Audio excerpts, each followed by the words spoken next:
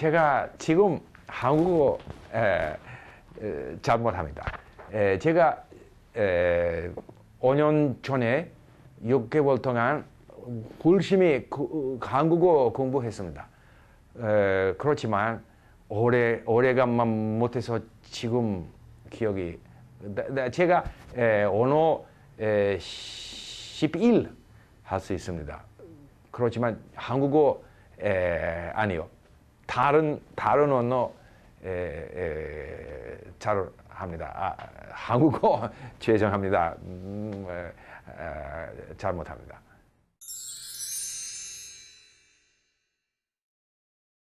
In the minds of the people in Japan, Korea, and China, learning English is a big deal.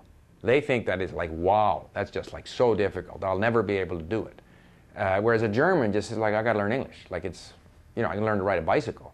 It's not considered a big deal. Whereas I think in East Asia, it's considered a big deal. And I think the methods used there are very much oriented towards cramming stuff into people. And so that the learner feels that someone else is going to cram this into them rather than that they are going to discover the language, that they're going to do things that they like. You got to like the language. If you don't like it, and I know in Japan, like a lot of corporate employees are sent by their company to learn English, improve their TOEIC, and they're not interested, and they just sit in the class and fall asleep. And so you have a lot of people learning, a lot of people motivated largely to pass a test like TOEIC, whereas, say, in European countries, people take it on more as something that they want to do, that makes sense for them, because they're interested, and you got to be interested. Like even today, a lot of people who learn Japanese, they're interested in anime, they're interested in some aspect of Japanese culture. Those people are more successful than the ones who say, I need to learn it for my business. Those people don't do as well, because you have to have that emotional involvement with the language. You're going to do it, it's something you want to do, it's fun, you're exploring the language, all of those positive feelings. And my impression of the learners from East Asia is that most of them feel they're doing something that they should be doing rather than something that they want to do. The big thing is the confidence, I think, first of all. People have to be able to visualize themselves. When I went to learn Chinese, which was my third language, and it was obviously for me a very different culture, but I visualized myself as a Chinese. I'm a Chinese person now. I'm not an English-speaking Canadian that's going to make an effort to learn Chinese. I say, I want to be Chinese. If I went out to lunch with my Chinese teachers in Hong Kong, Mandarin speakers, in Hong Kong, of course, I was surrounded by Cantonese speakers, but the Mandarin speakers were my teachers. And I was with them. I go and have lunch, eat snake or whatever they're eating, and just totally get into try to understand their little jokes, try to be part of their society, not to kind of stand back and say, oh, I can't learn that because Chinese is so different.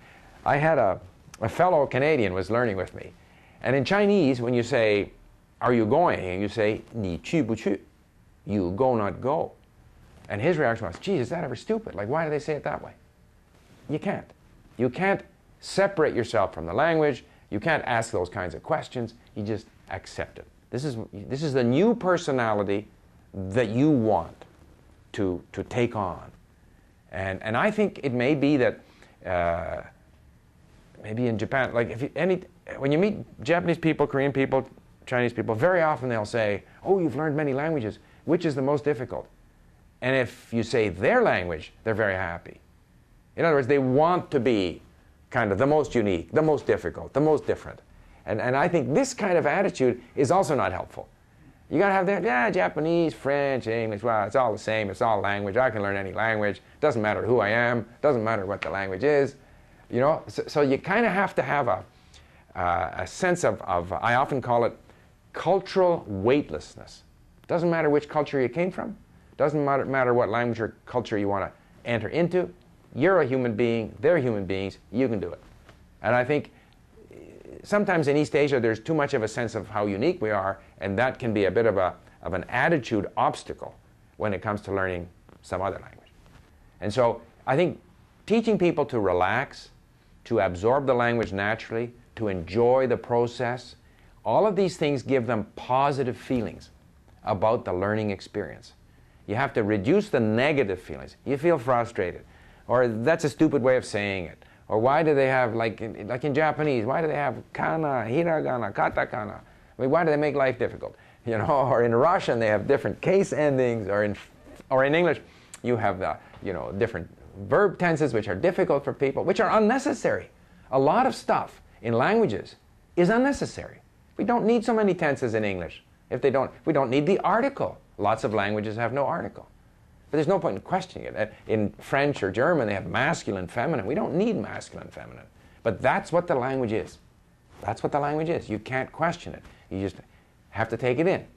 And if you enjoy the process, if you're reading something that you enjoy, if you're listening to something that you enjoy, the biggest thing is if you have a good friend in that language. So everything that creates positive feelings about the language, then you don't worry about these other problems, because you want to communicate, you want to learn, you want to read this article, you want to understand what people are saying, you want to be with your friends who all speak this language. So those are all positive things, and then the smaller problems become, much, much less important. But if you don't have this emotional commitment to it, if you're not enjoying it, then all the little problems become big problems. Ja, wir können auch Deutsch sprechen. Ja, vielleicht gibt es Leute, die sprechen Deutsch. Ich muss sagen, dass ich spreche Deutsch, aber mit sehr vielen Fehlern, weil es war zu schwer, alle diese Endungen zu lernen. Aber und ich finde, dass wenn man hauptsächlich hört und liest und spricht, dann geht es besser, als wenn man immer versucht, diese grammatische Regeln zu lernen. Okay, jag kan också prata svenska om du vill. Det är lite på svenska, men jag tror ingen som pratar svenska där ute. Ja.